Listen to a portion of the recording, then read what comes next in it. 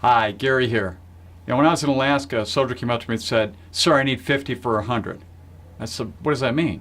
"You give me $50 in 2 days, I'll pay you 100 back." I go, "No, that's highway robbery." He goes, "Well, how about 50 for 200? Obviously, he missed the point. Well, recently there was a Lending Tree survey done of 1,000 Americans, and it found that 52% of them couldn't cover a $1,000 emergency.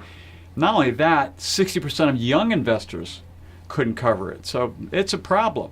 So what are your choices out there other than doing this 50 for 100 deal? Well, there's some that are not that great. A lot of folks go to these payday places where there's 300 to 700% depending on your state that you pay back in interest. Really horrible. But I like to cover 3 areas in this order if you don't have an emergency fund. And of course, build an emergency fund up. Get at least a couple months of money set aside for emergencies so you don't run into this problem. But if you do have that issue, first one would be in your home, a home equity line of credit. Now, what is that? Well, if you have a mortgage on your property and it's less than 80% of the value of the property, most lending institutions will allow you to take out this home equity line of credit that sits on top. It has a checking account that you can write checks against, and you can find out more about that.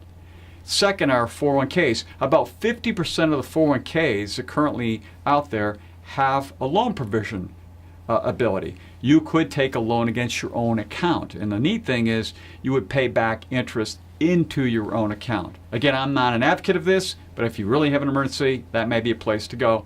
Finally, you probably look at credit cards. Now, I'm assuming you're not going to family or friends, so credit cards would be the other choice, and they're much lower than those payday loans, in the 15 to 20% range or so. What's most important here is get an emergency fund established so you don't run into this issue, so you don't have to deal with these very onerous rates that might be upon you, or go after your home, or go after your 401k as best you can, so you don't go backwards for months and years when these emergencies hit. And that will make a big difference in your life to grow your wealth more successfully over time. So until next time, enjoy.